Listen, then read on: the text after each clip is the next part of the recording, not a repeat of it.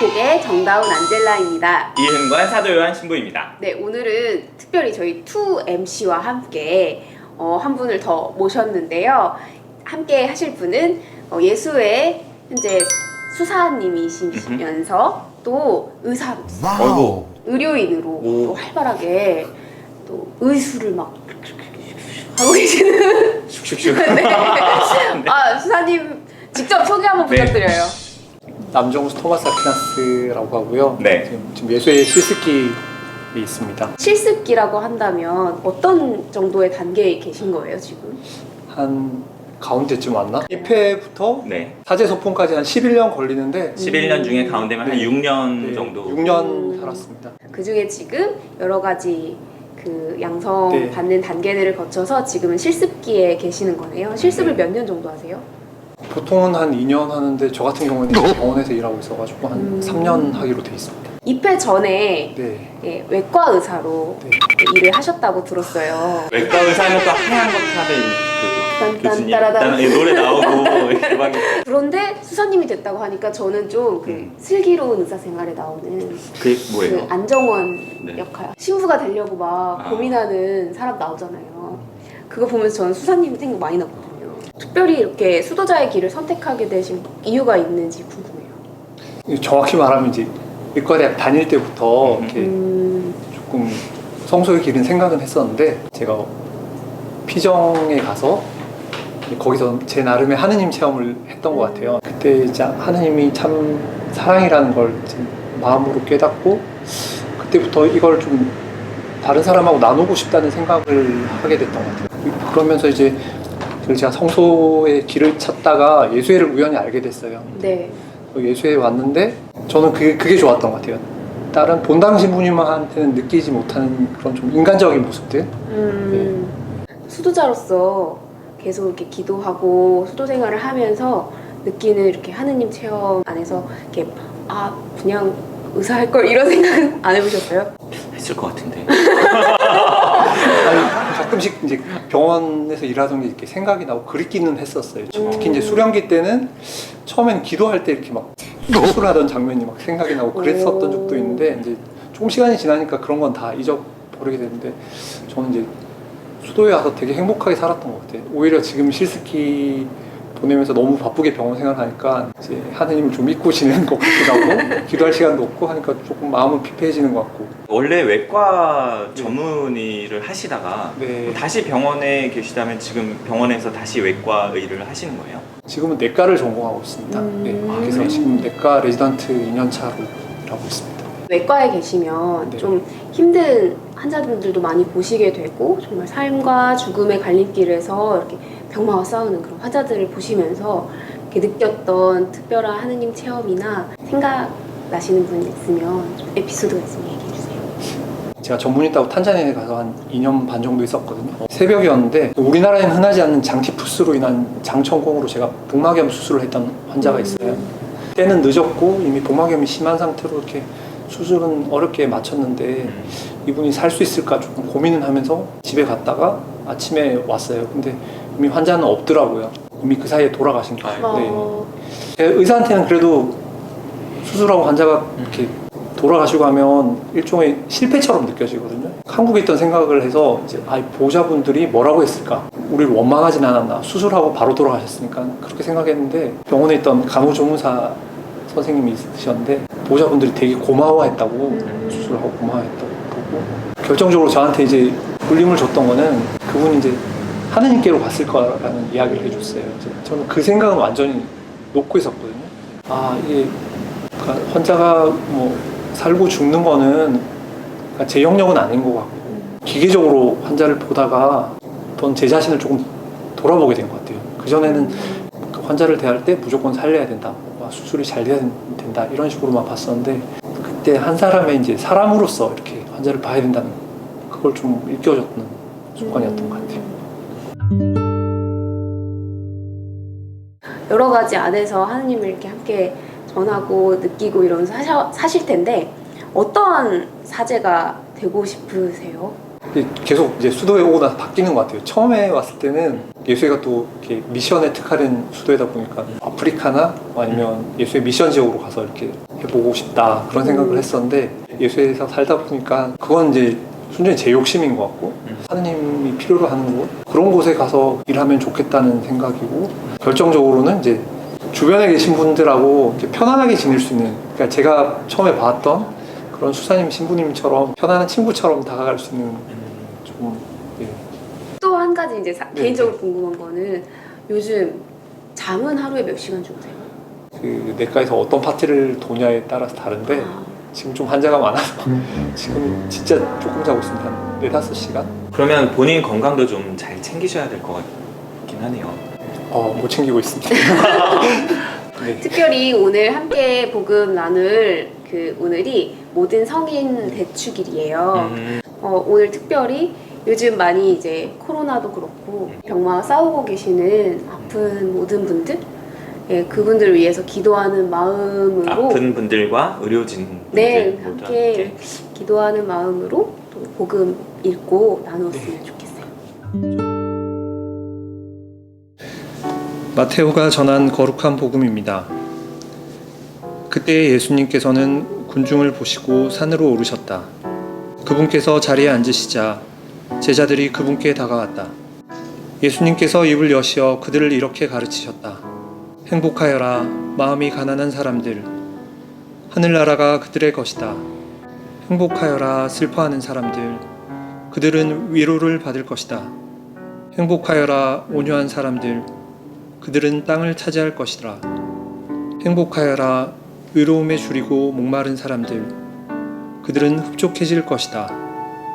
행복하여라 자비로운 사람들 그들은 자비를 입을 것이다. 행복하여라 마음이 깨끗한 사람들 그들은 하느님을 볼 것이다. 행복하여라 평화를 이루는 사람들 그들은 하느님의 자녀라 불릴 것이다. 행복하여라 의로움 때문에 박해를 받는 사람들 하늘나라가 그들의 것이다. 사람들이 나 때문에 너희를 모욕하고 박해하며 너희를 거슬러 거짓으로 온갖 사악한 말을 하면 너희는 행복하다. 기뻐하고 즐거워하여라. 너희가 하늘에서 받을 상이 크다. 주님의 말씀입니다. 그리스도님 찬미합니다. 많이들 그런 것 같기는 한데 우리가 특히 저는 행복에 대해서 생각할 때 자꾸 행복에 이렇게 조건을 많이 붙였던 것 같아요. 나 행복해지고 싶은데 라는 게 늘 내가 지금 바라는 게 이루어지면 행복할 거라는 생각들 있잖아요. 내가 예를 들어 막 열심히 공부를 하고 있으면 이게 시험에 통과해야만 행복할 것 같고 취직을 원하는데 하기만 하면 무조건 행복할 것 같고 내가 좋아하는 친구랑 잘 되면 무조건 행복할 것 같고 그런 내가 행복하려면 이런 걸 하면 행복할 거야 라고 자꾸 우리가 매달리는 것들 그런 행복의 조건들을 막 생각하다 보면 점점 행복이 이렇게 자꾸 이렇게 뒷걸음질해서 멀어지는 것 같은 기분이 들더라고요.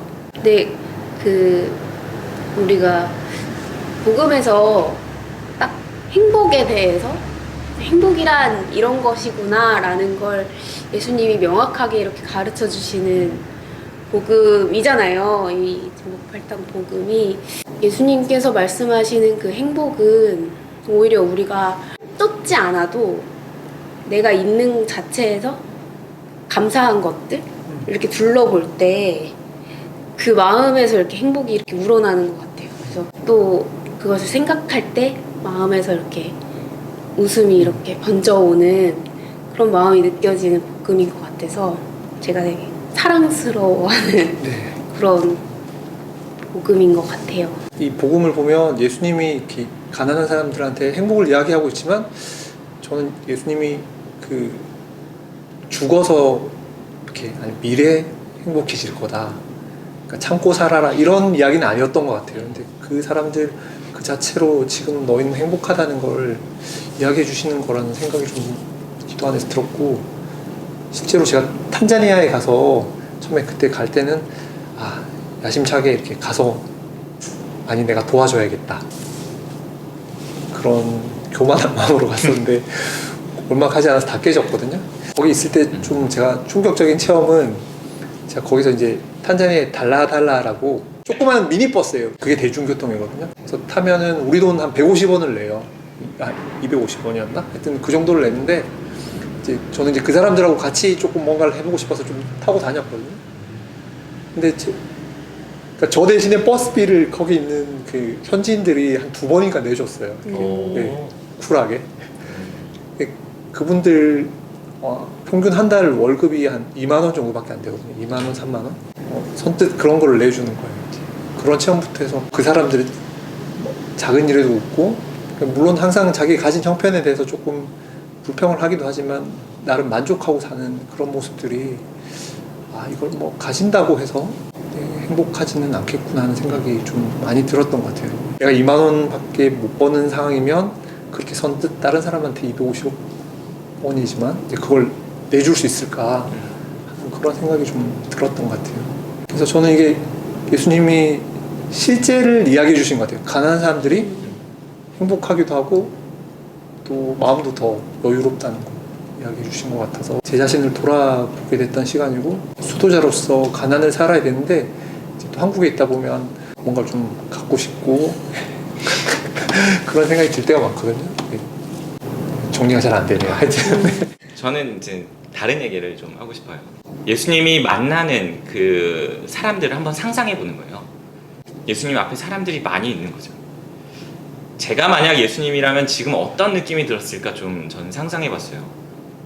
굉장히 많은 사람이 앞에 있는 것 같아요. 첫 번째 예수님이 느끼는 거는 아마 긴장이 됐을 거예요. 엄청나게 많은 사람들이 내가 뭐 한마디 하기를 지금 기다리고 있는 거거든요. 뭔가를 기대하고 와 있는 거죠.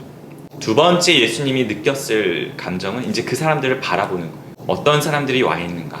어떤 사람은 좀 슬퍼하는 사람이 와 있고, 어떤 사람은 누가 봐도 그냥 너저분하게 가난한 사람인 거죠. 어떤 사람은 전에 만났던 사람인데 하여튼 세상에 대한 어떤 뭔가를 바꾸고자 하는 그런 의분으로 가득 찬 사람이기도 하고, 어떤 사람은 평화를 외치는 그런 사람이기도 해요. 자기 눈에 그 한 명 한 명이 이제 들어오기 시작하는 거죠. 예수님이 그 사람들을 바라봤던 그 마음에 그냥 좀 머물러 보는 거죠.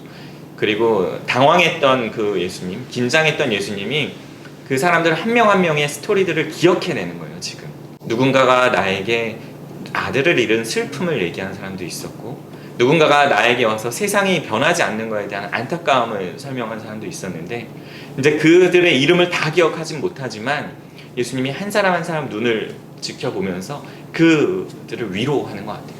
하늘나라가 여러분의 것이다. 복을 받을 것이다. 모두 다 행복한 사람들이다. 그 긴장된 가운데서 예수님은 그들을 한 명 한 명 바라보면서 마음속에 있는 얘기를 지금 꺼내놓고 있는 거죠. 그 진정성이 엄청 느껴지는 복음이에요. 이 복음에서는. 네. 그러면 수사님 끝으로 혹시 특별히 청년들에게 아니면 저희들에게 해주고 싶으신 말씀 있으실까요?